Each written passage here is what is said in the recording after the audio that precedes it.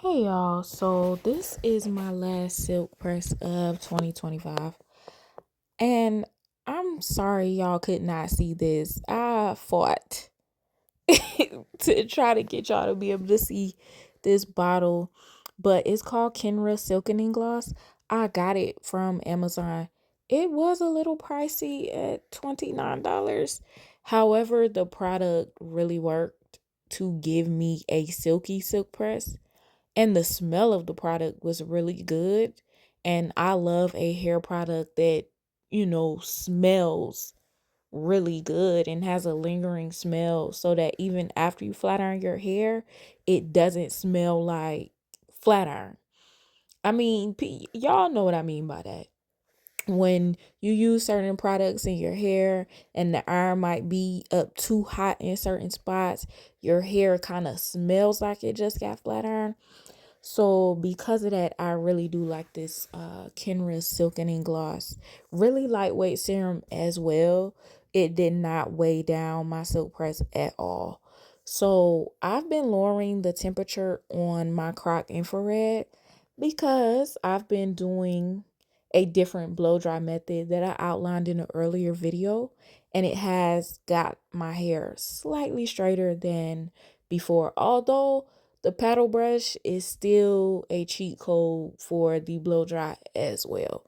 So 420 is the new temperature that I've been going with, just to reduce the amount of heat that I'm applying to my hair for the silk press. And then because I've had my hair in braids off and on, and the introduction of the color, I have seen some damage and some breakage and some spots that seem to be a little bit weaker as far as my strands of hair go. And so that's why in a upcoming video, I'm going to outline how I go in and get these split ends. So I'm just going in section by section. I section my hair off into fours and then section it from there. I don't do large sections passing through the flat iron because I like to do a few bumps at the root and then drag it straight down.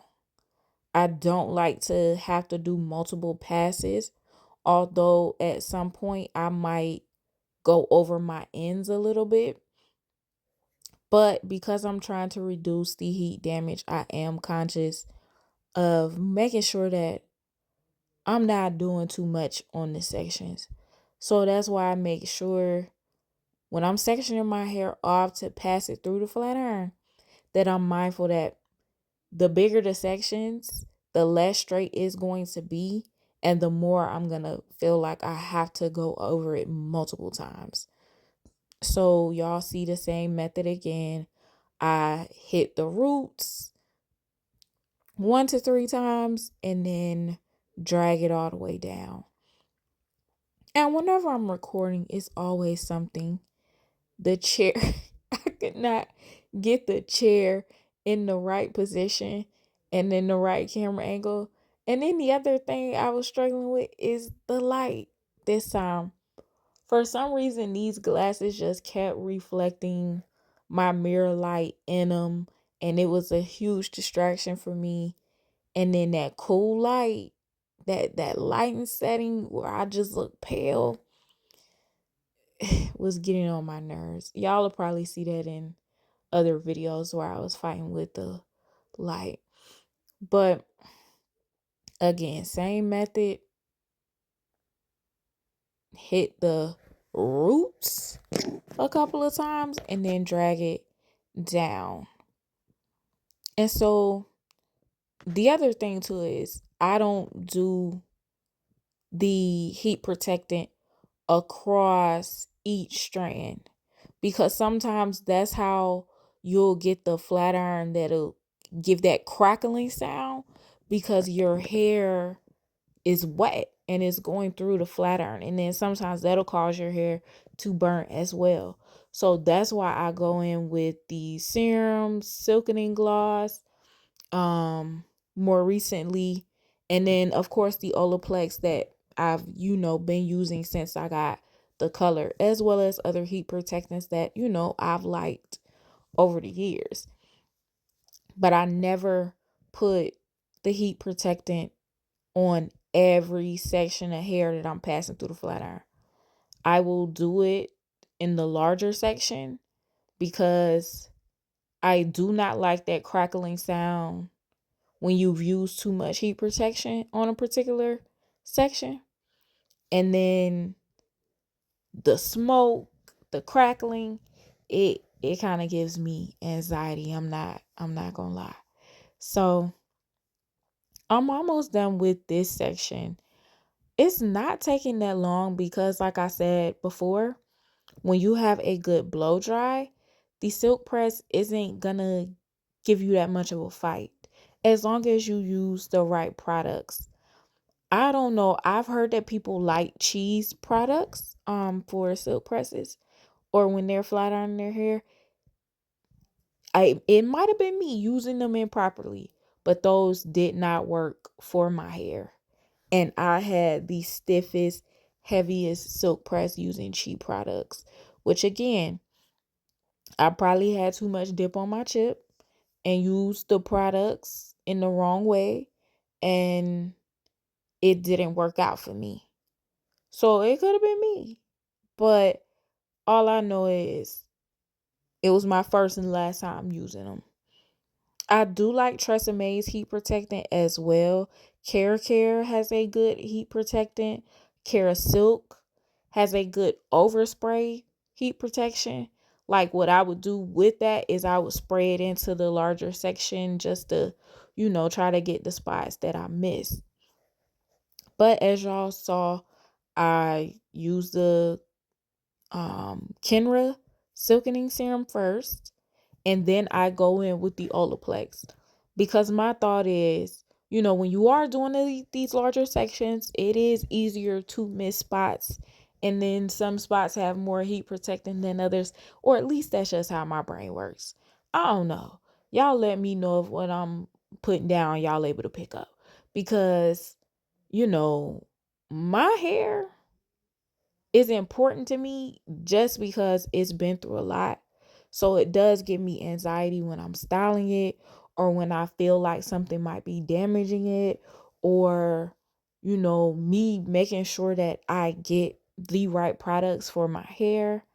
Um, I've had to switch up shampoos because of the dermatitis and as well as me trying to make sure when I am deep conditioning it that I'm not making it too heavy so that my silk press isn't weighed down. All of those things play a factor in how your silk press turns out.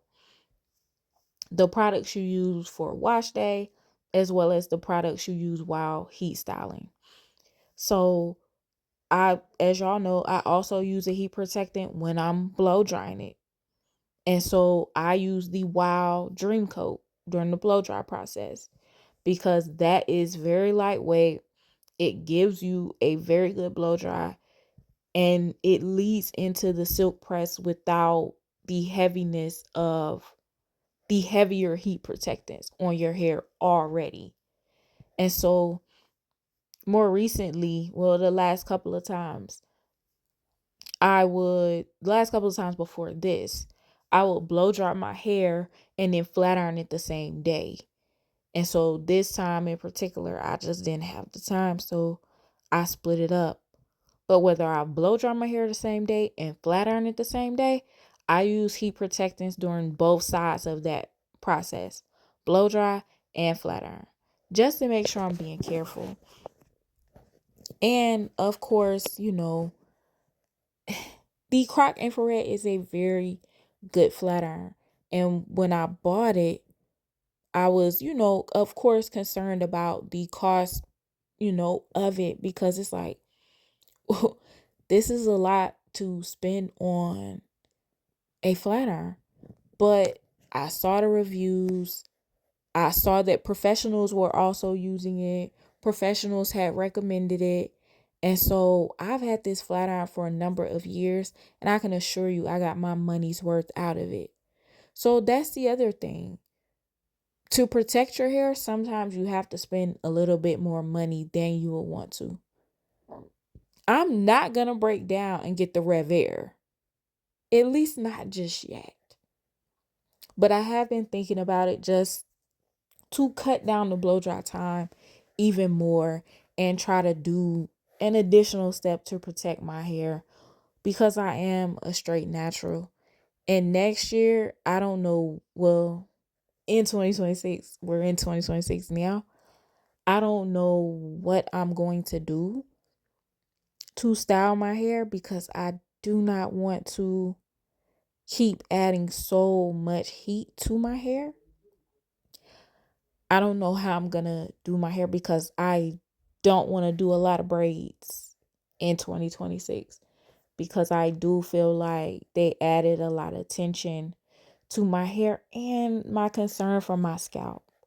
Although I wash my hair while it's in braids, you never quite feel like you getting into the nook and crannies when it's in braids until you take the braids out and you really able to do a deep wash.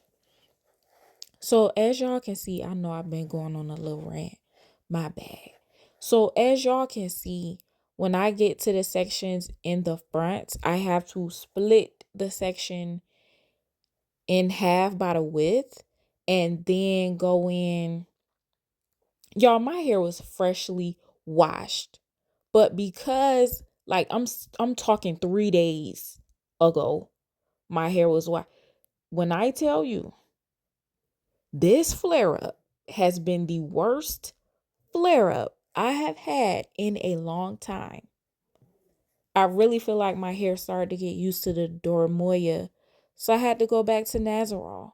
I'm just going to have to flip and flop and trick my hair into, and then I got to go to a dermatologist. But when I looked them up, I couldn't find any that specialized or, that I felt like would be an expert to get me to the answer that I needed. But I need to get back on my Googles. But anyway, as y'all see, once I got to the front part of my head, I had to break the sections in half after going in because I got to make sure that I'm not sending too much hair through the flat iron widthwise or thickness wise. So I was trying to be mindful of that. So that's why you see me splitting the sections in half just to make sure, especially around the front, I need my silk press to be flat. You know, I don't want any bumps in the front like that. But I also can do a little bit thicker sections in the front because my curl pattern is looser. So although I didn't turn the heat setting down on the flat iron, I was mindful to do sections a bit thicker in the front just because my curl pattern is looser and I'm trying not to get any heat damage. When I wash my hair, my curls come back except for that one spot in the front where I just wasn't mindful of it before, and now I am. So we all learning and trying to figure out how to do this stuff. So these are the end results of the silk press. So y'all see that it's not weighed down. It's silky without being weighed down. It's also silky without overuse of product in my hair. And I always go in afterwards and do a root touch up just to make sure that my roots are as straight as possible in the front because this is what everybody is going to see first. So I always go in and do a root touch up and then just make sure that because I wear my hair in the middle part the most, that the middle part is straight.